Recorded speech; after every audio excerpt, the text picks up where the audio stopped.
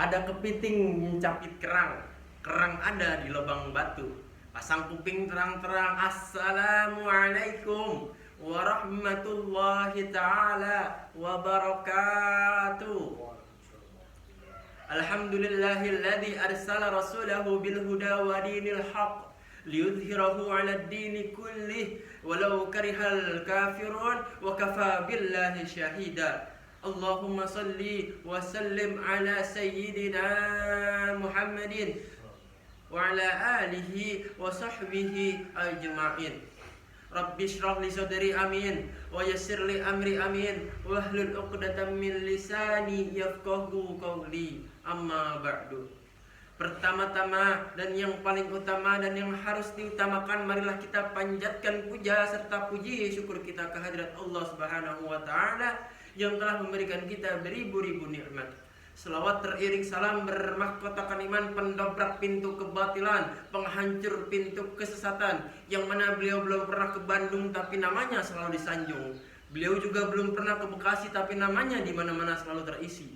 Beliau juga belum pernah ke Ciputat tapi namanya selalu diingat sampai akhir hayat.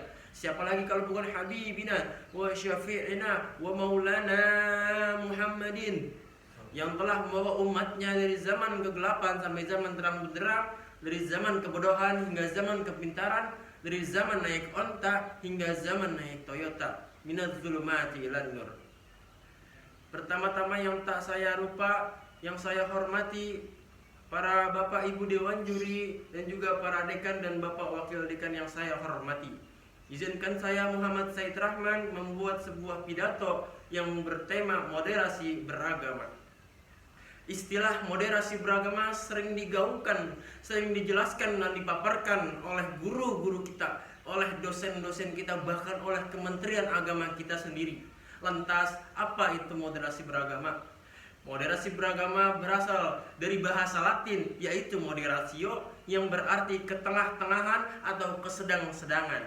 Menurut Kamus Besar Bahasa Indonesia atau yang biasa kita kenal KBBI, moderasi berakar dari kata sifat moderat yang berarti segolongan atau sekelompok orang yang selalu jauh dari kata ekstrem, yang tidak terlalu berlebih-lebihan, yang tidak terlalu fanatik. Artinya orang yang selalu ada di tengah, tidak memihak yang ada di kiri, tidak memihak yang ada di kanan, tidak memihak yang ada di atas, tidak memihak yang ada di bawah, dan tidak memihak yang tekstual dan juga tidak memihak yang kontekstual. Dia selalu berada di tengah yang adil dan selalu terpilih. Istilah moderasi beragama terdapat di dalam Al-Quran, surat Al-Baqarah ayat 143 yang berbunyi, A'udzubillahi minasyaitonirrajim, Bismillahirrahmanirrahim, wa kadzalika ja'alnakum ummatan wasatan litakunu syuhada'a 'alan nas wa yakuna ar-rasulu 'alaikum syahida. Menurut Imam Ali As-Sabuni, kata ummatan wasatan di situ berarti umat yang adil dan juga umat yang terpilih.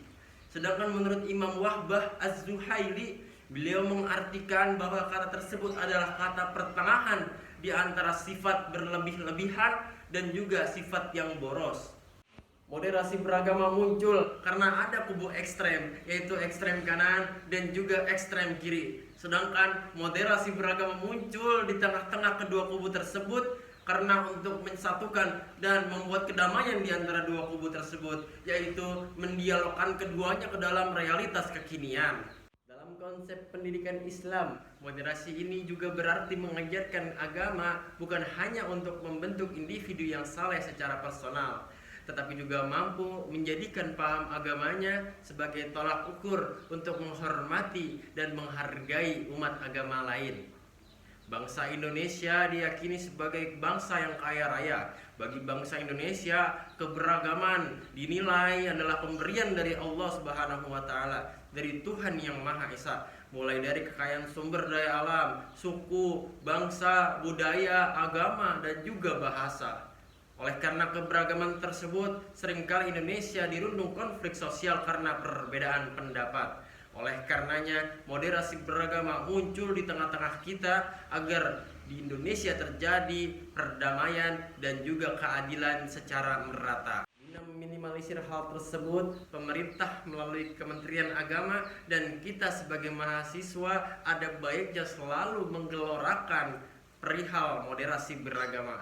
Karena dengan kita dan bantuan pemerintah, moderasi beragama dapat ditangguhkan di seluruh Indonesia. Apa tujuannya? Tujuannya sederhana, hanya untuk mencari keadilan, hanya untuk mendapatkan keadilan, hanya untuk mendapatkan perdamaian dan juga ketentraman di antara bangsa Indonesia.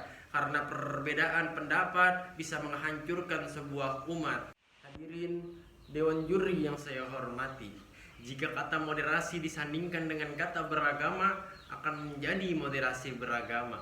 Maka istilah tersebut bisa diartikan sebagai sikap dan upaya untuk menjadikan agama sebagai dasar dan prinsip untuk selalu mencari jalan tengah yang menyatukan semua elemen dalam kehidupan bermasyarakat, bernegara, dan berbangsa di Indonesia. Sederhananya, moderasi beragama merupakan konsepsi yang dapat membangun sikap toleransi dan rukun guna memperkuat persatuan yang ada di Indonesia. Lebih kurangnya mohon maaf. Apabila ada jarum yang patah, mohon jangan disimpan di dalam peti. Apabila ada kata-kata yang salah, mohon jangan dimasukkan ke dalam hati. Wabillahi taufiq wal hidayah, wallahul muwaffiq ila aqwamit thoriq. Assalamualaikum warahmatullahi taala wabarakatuh.